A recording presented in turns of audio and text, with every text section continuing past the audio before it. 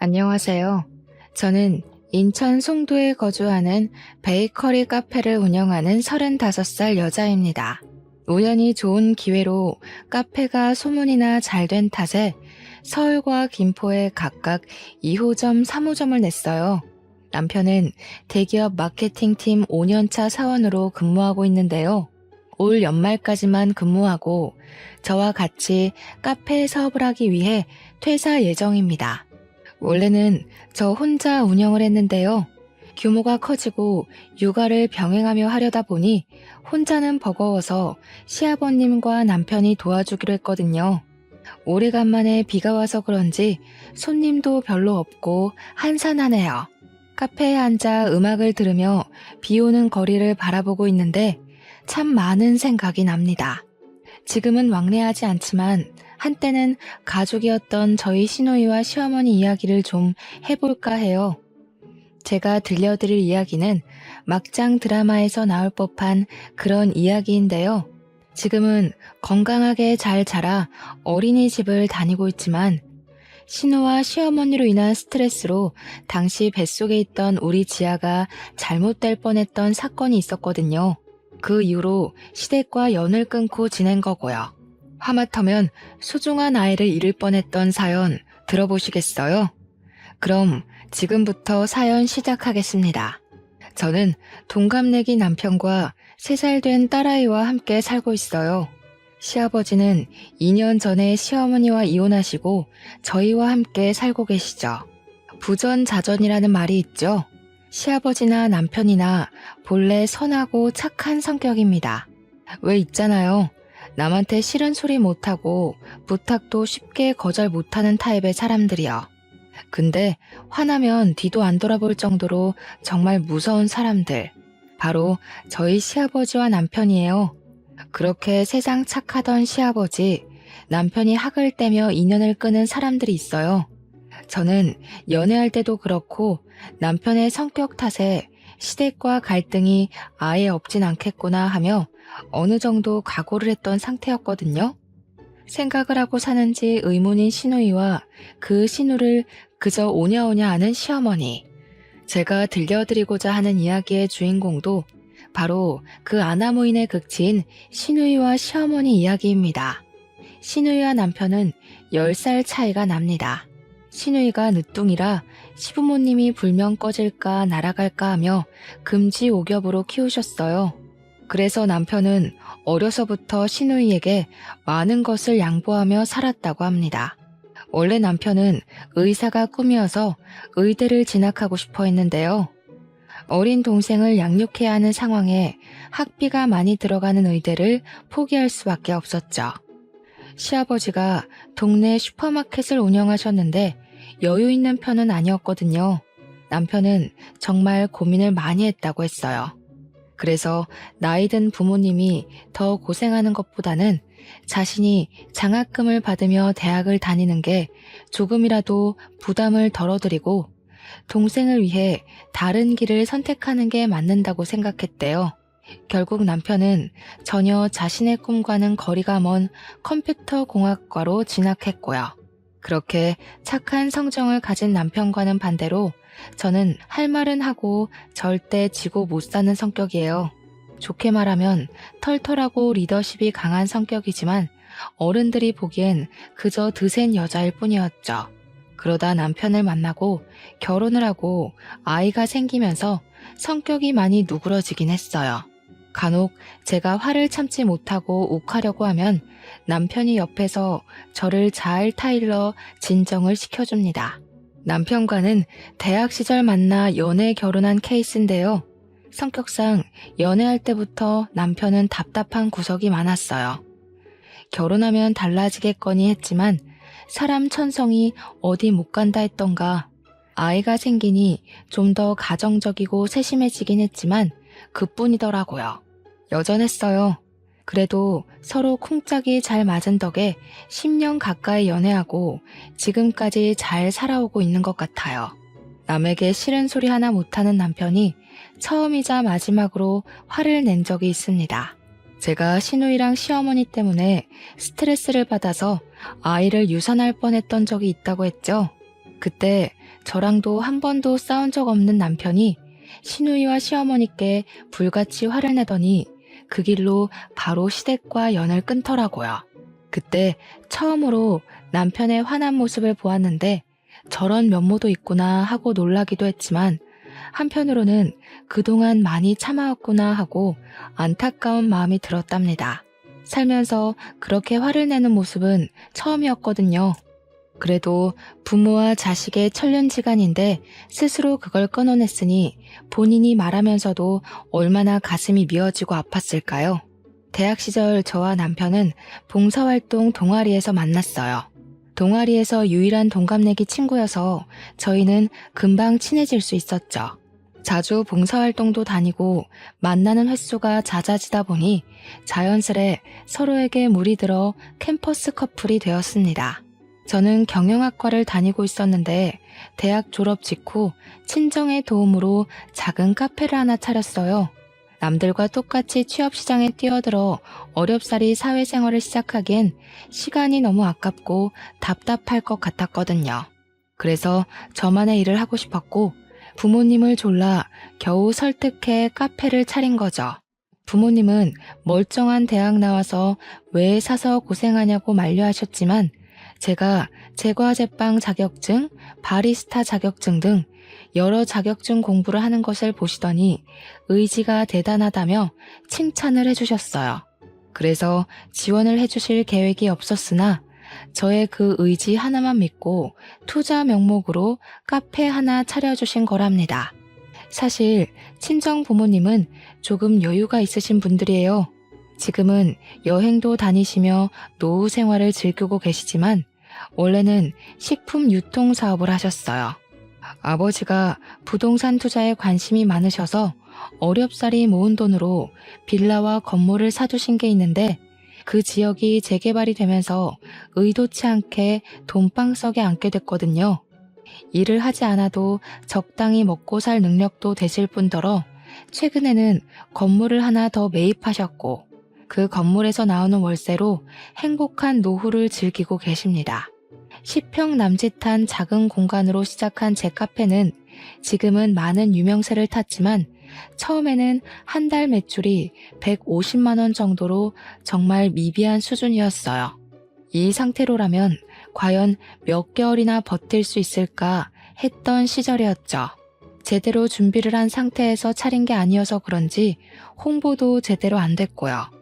밤낮 바뀌어가며 잠까지 포기하고 메뉴 개발에 총력을 기울였어요. 카페 인테리어를 요즘 젊은 사람들 트렌드에 맞춰 심플하게 바꾼 것도 한몫했었죠. 조금씩 빛을 발하기 시작한 건 남편과 결혼을 한 이후부터였어요.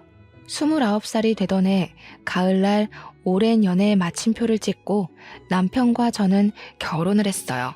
저와 남편만 좋으면 그만이다 생각했는데 의외로 많은 어려움이 있더라고요. 결혼을 하는데 파혼 이야기까지 나오며 많은 우여곡절을 겪었거든요.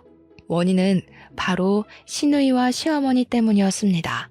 파혼 생각할 정도로 분위기가 정말 좋지 않았어요.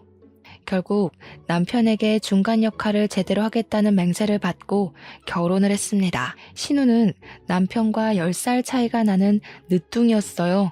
결혼할 당시 19살이었고 정상적이라면 고등학교에 다닐 나이였지만 신우는 학교를 다니지 않았습니다. 어렸을 적부터 오냐오냐 하며 자란 탓에 하도 사고를 많이 쳐 정학을 밥 먹듯이 하다 결국 자퇴를 했거든요. 흔히 말하는 일진무리에 속해 있던 신우는 시도 때도 없이 싸움을 하기도 했고 미성년자 신분으로 술집에 가다 걸리기까지 하는 둥 사고를 쳐대는 신우 때문에 시부모님은 학교로 출근을 하다시피 하셨어요. 그래도 중졸은 면해야 한다며 어르고 달래서 검정고시를 치렀고 3번 만에 고졸 학위를 취득했어요. 그것도 시어머니가 닥달을 해대는 통에 겨우 공부했다더라고요. 지금 생각해보면 신우이는 심성도 머리도 나빴던 것 같네요. 살면서 신우처럼 제멋대로 생각하고 무식하게 행동하는 사람도 처음 봤거든요. 그러다 웬일인지 신우는 1년 정도 시간을 들여 간호조무사 자격증을 취득하더라고요. 집에서 10분 정도 거리에 있는 작은 병원에서 시간제로 일을 시작했고요. 그때만 해도 남편과 저는 신우가 이제야 정신 좀 차리려나 보다 하고 생각했답니다. 시어머니는 그런 신우이를 우리 집안에도 드디어 사자가 생겼다며 기뻐 날뛰셨고요. 사자는 맞지만 저희가 아는 그 사자가 아니잖아요. 그 모습을 보고 조금은 어이가 없었지만 그러려니 했죠. 어쨌든 그 시기와 맞물려 남편과 결혼 이야기가 나와 양가 집안에 인사를 드리기로 했어요. 2주 정도의 시간이 흐르고 예비 시댁에 인사를 드리러 간 날 진수성찬이 차려져 있는 거예요. 그래서 저는 당연히 며느리 될 사람 온다고 너무 환대해 주시는 거 아닌가 생각했죠. 그랬더니 웬걸요? 신우가 인턴 기간 끝나고 정규직이 됐다고 축하 파티한다고 잔치상을 차린 거였어요. 제대로 김칫국을 한 사발 들이켰던 저는 민망해서 어쩔 줄 몰랐어요. 그런 저의 모습을 보신 예비 시부가 신경이 쓰이셨는지 제가 인사를 하러 오는 자리기도 해서 겸사겸사 준비했다고 하셨죠. 그런데 말입니다. 전 밥을 먹으면서 밥이 입으로 들어가는지 코로 들어가는지 몰랐어요. 예비 신우와 예비 시모가 번갈아 가며 질문을 해대는 통에 대답하랴 밥 먹으랴 정신이 하나도 없었거든요. 언니, 뭐 안 사왔어요? 나 정직원 된 기념으로 선물 사온 거 없냐고요. 세상에, 오빠, 여자친구 센스가 없어도 너무 없다. 우리 엄마 센스 없는 여자 싫어하는데 점수가 벌써 깎였네? 언니, 이럴 때 점수 좀 따는 거예요. 예, 너는 우리 윤우랑 결혼할 생각이면 미리미리 준비를 했어야지. 카페 운영한다고 했나? 그거 뭐 얼마나 되니? 벌써부터 소원해지면 안 되는 거야. 우리 윤지 봐라. 남들 하기도 어렵다는 그 간호사잖니? 네, 어머니. 미리 챙겨드리지 못해서 죄송해요. 작은 카페긴 해도 혼자 하려니 정신이 없었어요. 다음부턴 잘 챙길게요. 윤지 씨, 축하해요. 예, 윤지 씨가 뭐니? 그래서 가정교육이 중요하다고 하는 거란다. 아무리 나이가 어려도 그러면 안 되는 거란다. 알겠니? 가만. 너 피부 관리하기는 하니? 결혼 앞두고 신경 쓸 게 아니라 평소에 잘 가꿔둬야 하는 거야. 역시 내 딸이 세상에서 제일 예뻐. 어떻게 처음 인사 오는 자리인데 면전에 대고 대놓고 저런 말을 하나요? 예비 시모는 제 면전에서 대놓고 외모 지적질을 하질 않나. 우리 간호사 선생님이라며 제 인사는 듣는 둥 마는 둥 하더니 예비 신우를 치켜 세워주기 바빴죠. 예비 신우는 말끝마다 선물하며 앞으로는 결혼하면 제때 챙겨주라며 조언이라고 하더군요. 남편은 어쩔 줄 몰라 하며 그저 난감해 할 뿐이었고요. 그렇게 찝찝한 마음으로 인사를 드리고 늦은 저녁이 돼서야 나왔습니다. 자기, 아까 어머니가 하시는 소리 듣고 어떻게 가만히 있을 수 있어? 왜 아무 말도 않고 있었냐고. 내가 그런 소리 듣자고 인사 온 거야? 너무한 거 아니야? 난 상 차려준 거 보고 괜히 나 때문에 신경 쓰신 거 아닌가 걱정까지 했어. 근데 뭐? 선물? 피부 관리? 내가 진짜 어이가 없어서. 아무리 그래도 이건 경우가 아니지. 하은아, 미안해. 우리 엄마가 원래 동생이라면 사족을 못 쓰셔.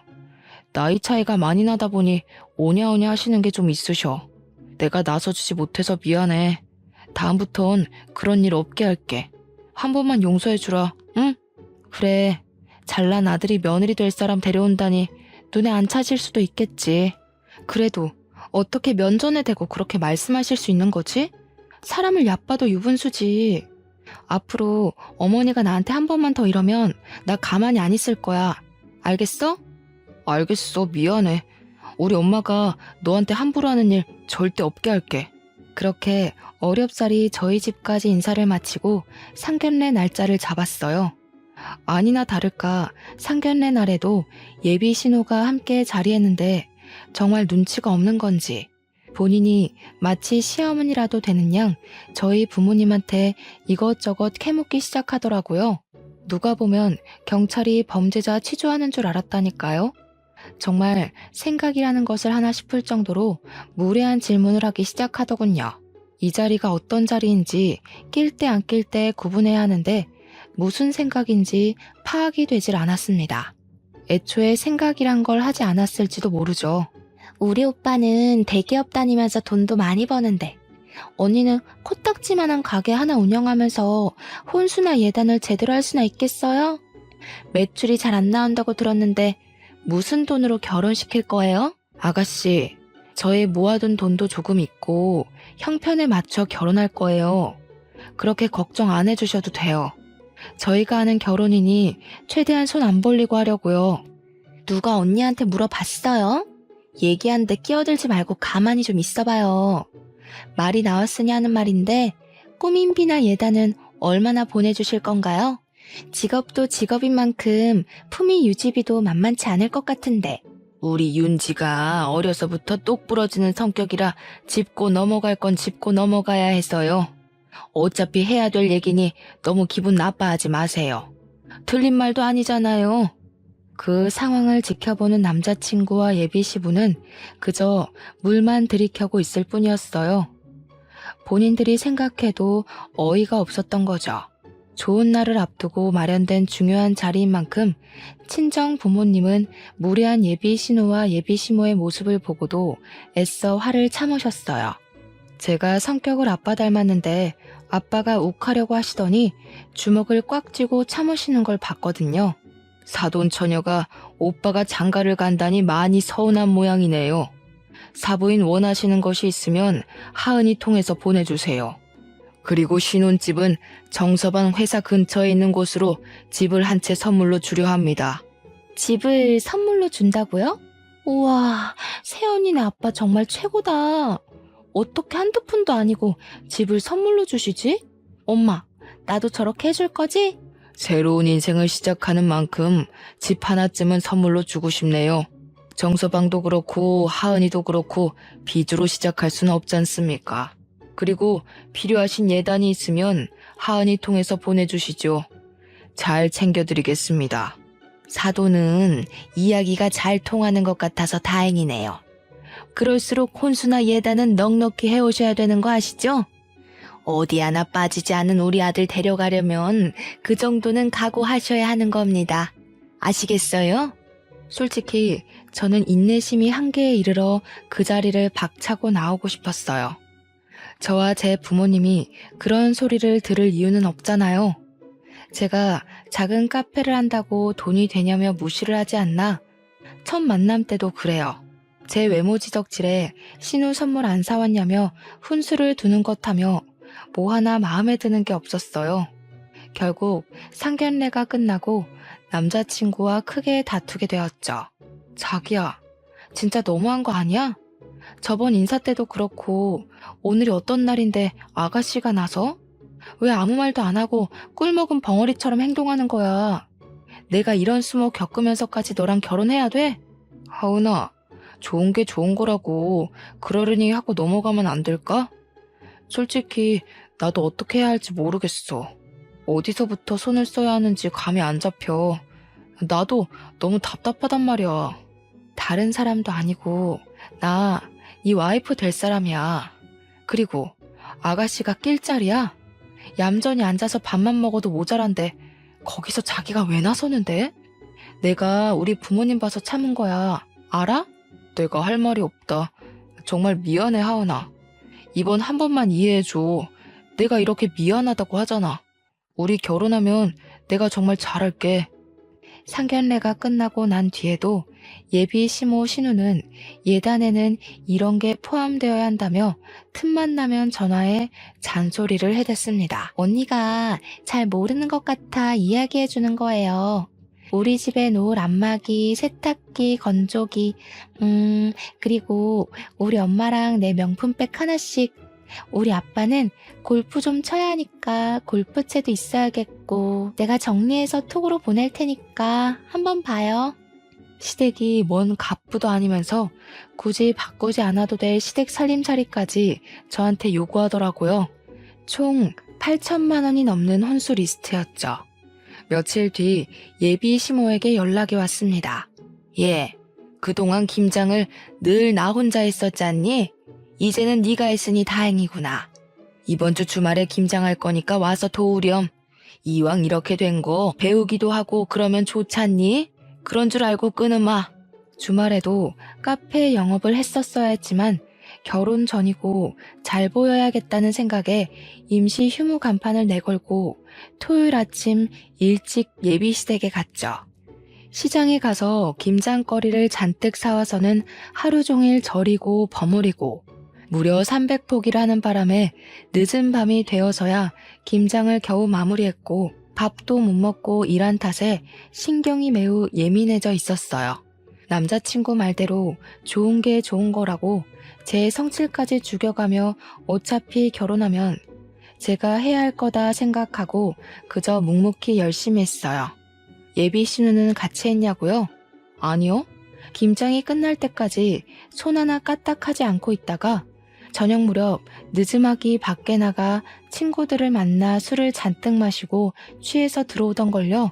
김장은 앞으로 매년 이렇게 300포기씩 할 거야. 많이 배웠겠지? 늦었으니 이제 가봐도 좋다. 나도 좀 쉬어야겠어. 고생했다는 말 한마디도 없이 피곤해서 쉬어야겠다는 예비 시모의 모습을 보고 정말 기가 찼습니다. 하루 종일 입으로 떠들어대는 탓에 피곤할 만도 하겠죠. 저한테 이래라 저래라 여기로 옮겨라 양념 더 넣어라. 제가 무슨 노예인 줄 알았네요. 어이가 없었고 힘든 게 가라앉아 정신이 조금씩 들 무렵 하루 종일 꺼놓았던 휴대폰을 다시 켰죠. 오늘 김장하는 날인 거 알았어 몰랐어? 왜 안 왔니? 어? 무슨 김장? 김장한다는 소리 못 들었는데 우리 김치 맨날 주문해서 먹었는데 이번에는 웬일로 김장을 하셨지? 그럼 지금 이 시간에 끝난 거야? 안 피곤해? 데리러 갈까? 진짜 너무하네. 결혼 전인데도 이렇게 부려먹고 인색하게 굴고 너희 집은 나를 도대체 어떻게 생각하는 거니? 내가 너희 집 종살이 하려고 결혼하냐? 오늘 고생 많았어. 내가 알았으면 같이 가서 도와줬을 건데. 다 필요 없어. 이건 정말 아닌 것 같아. 우리 이 결혼 진지하게 다시 생각해보자. 결혼 전인데도 이러는데 결혼해서는 아주 더 하겠네. 당분간 서로 생각할 시간을 좀 갖자. 저는 남자친구에게 도저히 이건 아닌 것 같다며 따져 물었어요. 결혼 전인데도 이렇게 들들 볶아대는데 결혼하고 나면 더하면 더했지 저는 파혼까지 염두에 두고 있었기에 과연 이 결혼을 하는 게 맞는지 진지하게 고민했어요. 정말 한 달 정도 되는 시간 동안 잠도 제대로 못 자며 친정 부모님께 내색도 못하고 끙끙댔죠. 그래도 어른들이 살아온 세월은 무시 못하나 봅니다. 이상한 분위기를 느낀 친정 부모님은 결혼이 집안끼리 만나는 일륜지 대사지만 결국 본인들이 좋아야 하는 거라며 남편과 이야기를 잘해보라고 다독여 주셨어요. 제 결정이 어떠하든 따라주시겠다며 말이죠. 한 달 정도의 시간이 흐르고 오랜만에 남자친구와 어렵사리 화해했습니다. 우리 결혼하고 나서도 계속 이런 식의 아나무인이면 바로 이혼이야. 중간 역할을 제대로 해야지. 내가 종살이 하려고 자기랑 결혼하는 게 아니잖아. 반대로 우리 집에서 자기한테 그렇게 막대하면 기분 좋아? 정말 미안해. 내가 뭐라고 할 말이 없다. 결혼하면 나도 한 가장이니까 중간 역할 잘할게. 동생이나 우리 엄마가 너 괴롭히는 일 없을 거야. 내가 아주 단속해놓을게. 그렇게 우여곡절을 겪고 결혼에 꼴이냈어요. 남편이 저와 파혼할 뻔한 것이 충격이었는지 오피스텔과 시댁을 오가며 신우와 시어머니께 한참을 이야기하더라고요. 그랬더니 둘이서 저를 괴롭히는 일도 신우가 나대는 일도 현저히 줄었어요. 저는 약간의 안심을 했고 그렇게 1년 정도 신혼을 즐기다 아이가 생겼습니다. 아이가 생긴 뒤 행복한 미래를 생각하니 매일이 설레더군요. 그러나 평화롭게 지내던 것도 잠시 시어머니가 카페로 찾아오셨어요.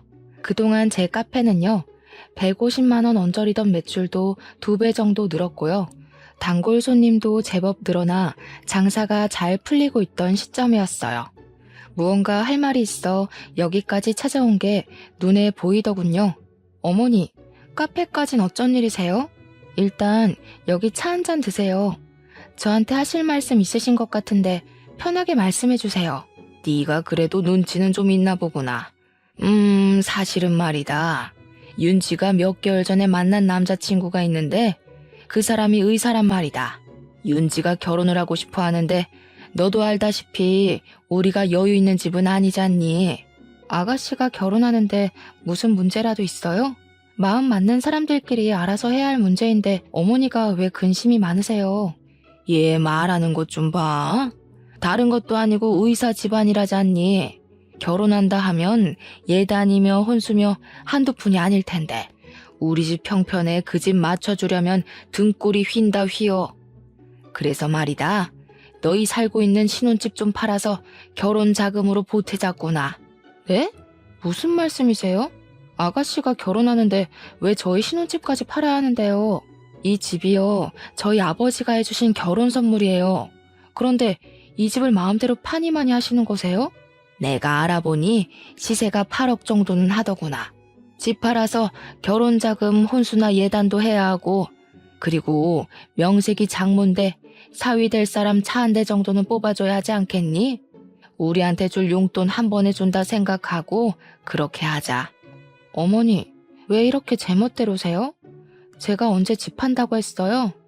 아가씨가 결혼하는데 물론 결혼 자금 보태드릴 순 있죠. 하지만 집까지 팔고 저희가 희생해가면서 그렇게 할 이유는 없는 것 같은데요. 얘 말하는 꼬락서니 좀 봐라. 너 어디서 배워먹은 짓이야? 네 애미애비가 그렇게 가르치던? 시어머니가 이렇게 하자 하면 너는 그냥 네 하면 되는 거야. 어디서 따박따박 말대꾸야? 제가 조목조목 따지고 들자 시어머니는 표정이 확 변하더니 막말을 내뱉더라고요. 알고 보니 신우이의 남자친구는 대대로 의사를 배출한 사자 집안이었어요. 신우가 간호조무사 됐다고 사자거릴 땐 언제고 왜 이제 와서 저러는지 이해가 되질 않았어요. 간호조무사를 차별하는 건 아니지만 솔직히 엄연히 간호사와 조무사는 페이 자체가 다르잖아요? 근데 신우는 자신이 마치 진짜 간호사라도 되는 것 마냥 간호조무사인 사실을 숨기고 진짜 간호사인 척을 한 거였어요. 있어 보이는 집이라며 제 딴에는 저한테 예단으로 받은 명품으로 치장하고 다녔는데 서로 맞춰서 살아야 한다는 개소리를 했던 거예요. 당연히 그 의사 남자친구 측에서 예단을 요구했는데 감당할 수준이 아니었던 거죠. 솔직히 이거 사기 결혼 아닌가요? 직업도 속이고 집안도 속이고 시어머니 말대로 돈은 보태준다 치자고요. 결국 저도 똑같은 사람 되는 거 아니냔 말입니다. 사실 그때 당시 임신 중기가 시작될 무렵이었고 일을 계속하다 보니 컨디션이 좋진 않았어요. 병원에서는 원체 몸이 약한 체질이라 몸에 무리가 가면 안 되니 카페를 정리하는 것이 어떠냐고 할 정도였거든요. 아무튼 시모는 계속 집을 팔아 결혼 자금에 보태자며 친정이 잘 살지 않느냐고까지 하더라고요. 신혼집 턱하니 선물해주지 않았냐며 능력 있는 것 아니냐면서요. 친정까지 들먹이는 바람에 속에서 열불이 났지만 겨우 참아내며 친정 부모님과 남편에게 이야기해본다 말씀드리고 시어머니를 겨우 집으로 돌려보냈습니다. 저녁 시간이 다 되었을 무렵 이번에는 신우이가 연락이 오대요. 언니, 난데요. 엄마한테 다 들었어요. 제가 결혼한다는데 그깟 돈도 못 보태요?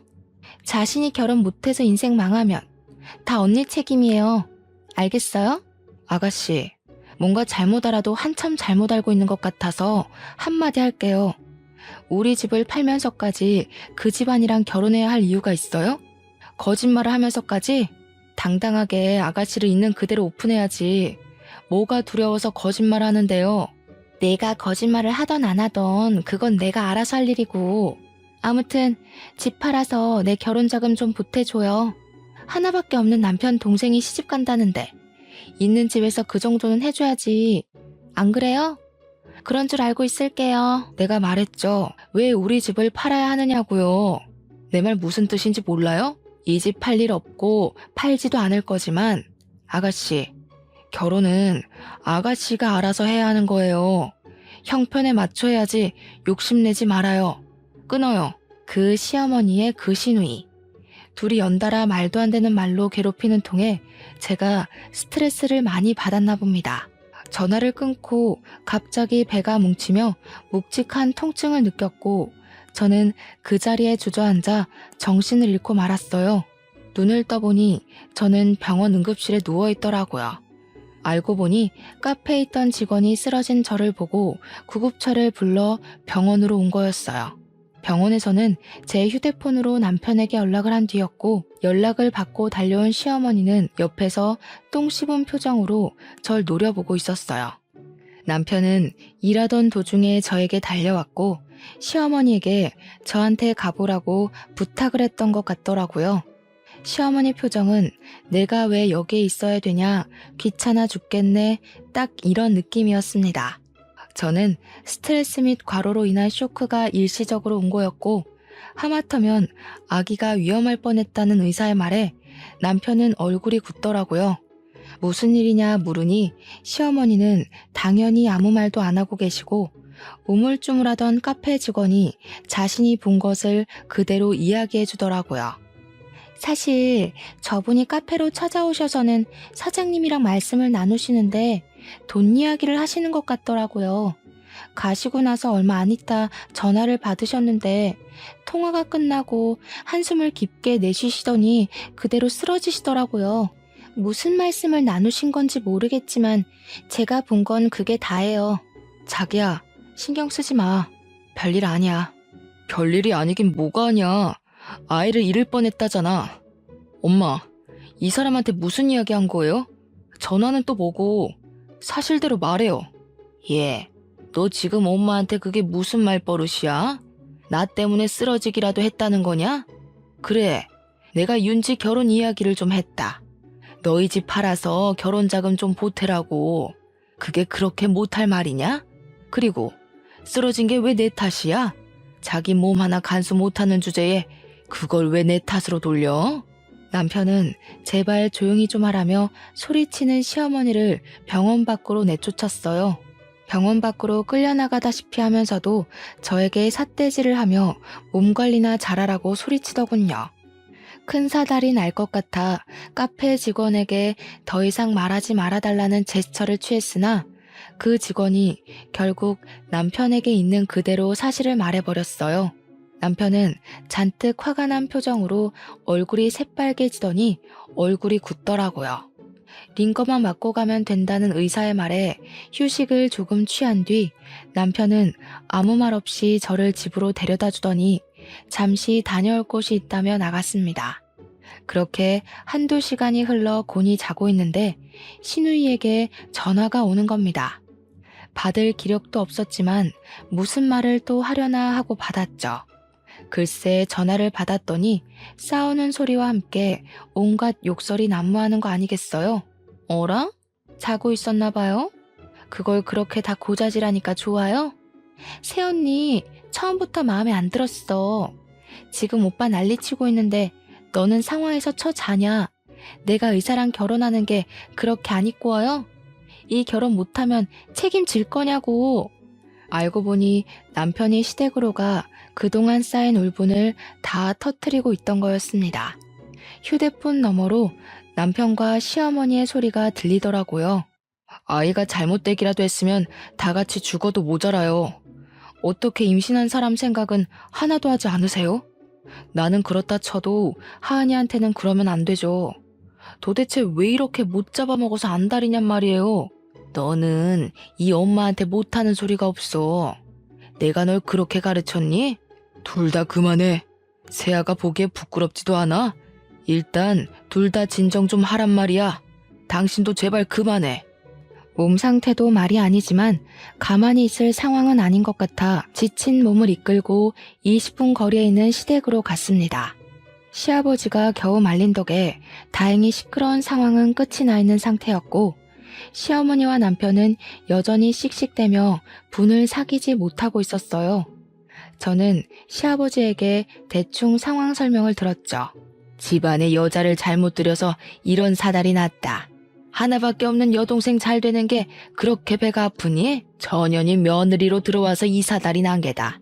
그러게 얘, 너만 알겠습니다 하면 조용히 넘어갔을 일인데 이렇게 만드니까 좋으니? 언니네 친정 돈 좀 있다고 그렇게 막 무시하고 살아도 돼요? 평소에도 우리를 얼마나 고깝게 생각했으면 이딴 식으로 행동을 하실까? 나 결혼 못하면 다 오빠랑 언니 책임이야. 저도 참는데 한계가 와서 한마디 차려는 찰나 남편이 제 앞을 가로막는 게 아니겠어요? 앞으로 인연 끊고 삽시다. 더 이상 아들과 엄마, 오빠 동생 사이도 아니에요. 나중에 죽어서야 연락하시고 앞으로 다시는 연락하지 마세요. 아니, 죽어서도 연락하지 마요. 지금까지 늘 어머니가 하라는 대로 하며 살았어요. 그리고 윤지한테도 할 만큼 했다고 생각합니다. 뭐? 인연을 끊어? 부모와 자식이 천륜으로 이어져 있는데 네가 감히 끊는다고? 언제까지 거짓말하면서 그 잘난 의사 사이 얻으려고 노력하실 거예요? 하은이랑 저는 가족도 뭣도 아니에요. 이 사람 아이 잃을 뻔했어요. 그러고도 대우받길 원하세요? 저희한테 해주신 게 도대체 뭐예요? 앞으로 연락하지 마시고 윤지가 결혼하든 말든 내 상관할 바 아닙니다. 그렇게 남편은 한바탕 쏟아낸 뒤 무표정으로 제 손을 잡고 집을 나왔어요. 집으로 돌아와 제 앞에서 애써 아무렇지 않은 척하며 앞으로는 우리만 생각하자고 자기 엄마 때문에 고생시켜 미안하다며 사과를 하더라고요. 그렇게 시댁과 연을 끊게 됐고 종종 시아버지가 몸은 괜찮냐며 연락을 주실 뿐이었어요. 그 뒤로 시누이는 어떻게 됐냐고요?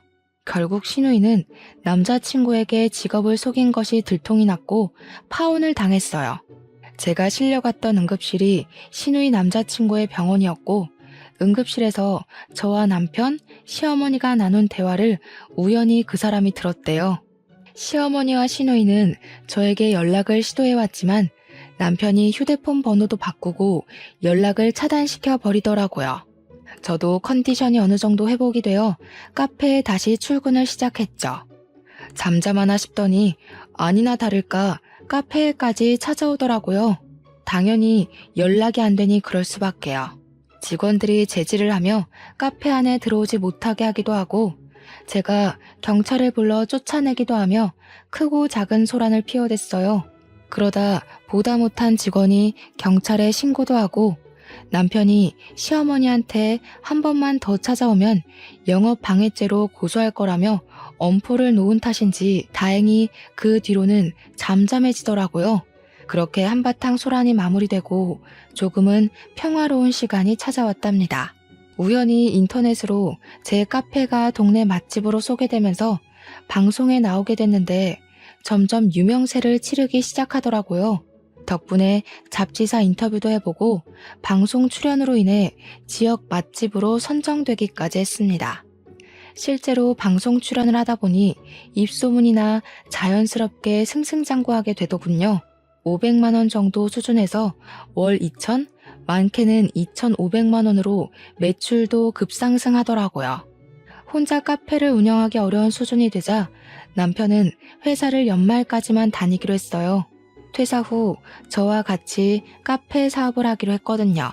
서울에 2호점, 김포에 3호점을 낼 정도로 번창하게 되었답니다. 그렇게 돈을 차곡차곡 모았어요. 신혼집을 정리하고 모은 돈을 보태서 지금 살고 있는 송도의 아파트로 이사를 왔고요. 아이가 태어나고 직원들에게 업무를 일임하며 잠시 쉬고 있는데요. 정말 그야말로 행복한 나날을 보내고 있었습니다. 그들이 또 나타나기 전까지는 말이죠. 서울에 2호점을 낸 지 얼마 되지 않아 저희도 배달 서비스를 시작하게 되었어요. 요즘에는 인터넷으로 주문과 결제를 할 수 있는 편리한 세상이 온 거죠. 정신없는 와중에 저희 카페를 홍보해주는 업체로부터 이상한 연락을 받았어요. 며칠 전부터 카페에 대한 안 좋은 글이 퍼지고 있다는 겁니다. 저희가 홍보하면서 손님들과 소통하는 메신저가 있는데 거기에 계속 악플이 달리고 블로그에 저희 카페에서 이물질이 발견됐다며 비위생적이라는 내용이 담긴 글들이 수두룩한 거 아니겠어요? 댓글 중에는 아이를 욕보이는 댓글도 있어 이대로 두고 볼 수는 없었죠. 바로 경찰에 신고해서 악플러들을 모조리 고소할 생각이었습니다. 한 달 정도가 지났을까 경찰서에서 한 통의 전화가 걸려왔어요. 이하은 씨 되시죠? 안녕하세요. 여기는 서울경찰서 행정팀인데요. 혹시 김경자님, 정윤진님과 관계가 어떻게 되실까요? 명예훼손 및 인터넷 허위사실 유포 혐의로 입건되셔서 인적 사항을 조사해야 하는데 도통 말을 하지 않아서요. 네? 저희 시어머님과 시누인데요. 도대체 무슨 일이죠? 이하은 씨가 운영하는 블로그에 허위사실 유포하고 악플 달고 이 사람들이 그 사람들이더군요. 어떻게 할까요? 귀가 조치해드릴까요? 아니요.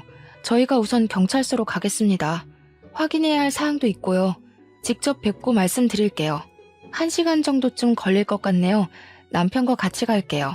아이를 친정에 잠시 맡기고 남편과 함께 경찰서로 왔는데 시어머니와 신우가 고개를 푹 숙인 채로 앉아있는 게 아니겠어요? 시아버지도 연락을 받고 급히 경찰서로 오신 거라 했습니다. 알고 보니 시어머니와 시누이가 인연을 끊고 살게 된 뒤로 복수를 하고 싶었답니다. 그래서 댓글 알바들을 통해 루머를 퍼뜨리고 악플을 달기까지 아이를 욕하는 댓글도 있었는데 이 모든 게 시어머니와 시누이가 한 짓이라니 기가 막히더군요. 그러자 시아버지가 크게 소리치셨습니다. 난 이제는 도저히 같이 못 살겠다. 그렇게 당하고 나서 조용히 잘 사는 것 같았는데 왜 멀쩡히 사는 애들을 괴롭혀서 이 사달이 나게 해? 여보, 우리 이제 이혼합시다. 나도 참을 만큼 참았어. 도대체 어디까지 망가져야 정신을 차릴래? 이혼이요? 이혼이 그렇게 쉬워? 그리고 전현 때문에 우리 집안이 이 꼬락서니가 났는데 왜 다들 나한테만 잘못했다는 거야? 내가 창피해서 세아가 볼 면목이 없다. 하도 창피해서 동네 다니는 것도 두려워. 이제는 그딴 거 신경 안 쓰련다. 너희들이 감옥에서 썩든 말든 알아서 잘 지내. 조만간 이혼서류 보낼 테니 답변 주고. 아무리 그래도 그렇지. 아빠가 우리한테 이러면 안 되는 거야. 같이 산 정이 있지. 어떻게 아빠가 우리를 버려? 나 감옥 가기 싫어. 아빠, 나 여기서 나가게 해줘요. 응? 나도 봐줄 만큼 봐줬다. 지금까지 당신과 윤지 저지른 죄값은 달게 받아. 분명히 기회는 있었어. 그럼에도 불구하고 너희를 가족을 저버린 거야. 더 이상 서로에게 미련 갖지 말자. 시아버지마저 등을 돌려버리자 그들은 미쳐서 발악을 하기 시작했어요. 저러다 무슨 일 생기는 건 아닌지 걱정을 많이 하더라고요. 자기야, 내가 곰곰이 생각해봤는데 아버님 우리랑 같이 사시는 건 어때? 이렇게 된 거 혼자 계시게 하지 말고 우리가 모시고 사는 것도 좋을 것 같아. 카페 일도 바빠지면 아버님한테 도와달라고 하고 또 지아도 그렇고. 정말?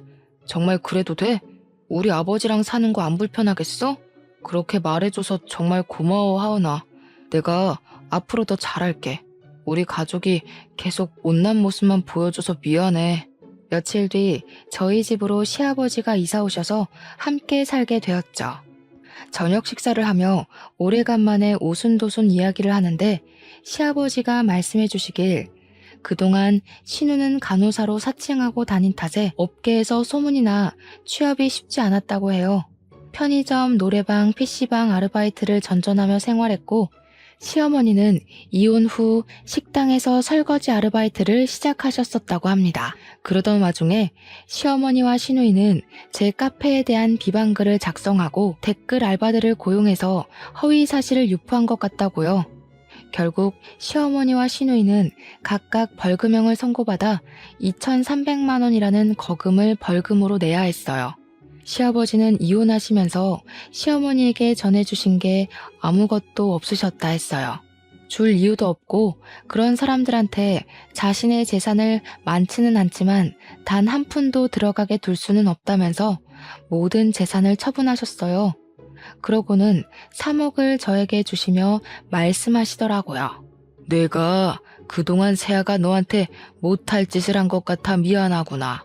더 챙겨주고 그래야 했는데 큰소리 나는 게 무섭다는 이유로 방관했던 것 같구나. 미안한 마음이기도 하고 앞으로 더 잘해보자는 의미이니 받아주렴. 아버님, 제가 이 돈을 어떻게 받아요? 저 이 돈 없어도 충분히 사업할 수 있어요. 앞으로 제가 아버님 호강시켜 드릴 테니까 빨리 넣어두세요. 결국 시아버지의 성화에 못 이겨 3억 원이라는 돈을 받은 저는 사업 자금에 보태서 사용했고요. 김포에 200평 규모의 대형 베이커리 카페를 준비 중입니다. 앞서 말씀드린 3호점이죠. 지금은 시아버지, 남편과 사랑스러운 아이와 함께 행복하게 잘 지내고 있어요. 일하랴 바쁠 때면 시아버지가 아이를 돌봐주시기도 하거든요. 동네에서 손녀 봐보라고 소문도 자자하세요. 여기까지가 제 사연입니다. 어떠셨나요? 솔직히 시누이와 시어머니만 아니었으면 정말 완벽한 가정을 이루어 살 수 있었을 거예요. 저한테 이런 일이 일어날 줄은 꿈에도 몰랐지만 인생 공부했다고 생각할래요. 혹여나 여러분도 저와 비슷한 일을 겪고 계시면 저처럼 참지 마시고 할 말 모조리 다 하세요. 그게 뒤탈 없고 깔끔하거든요. 저의 긴 사연 읽어주셔서 감사합니다. 언제 한번 저희 카페에 놀러 오세요.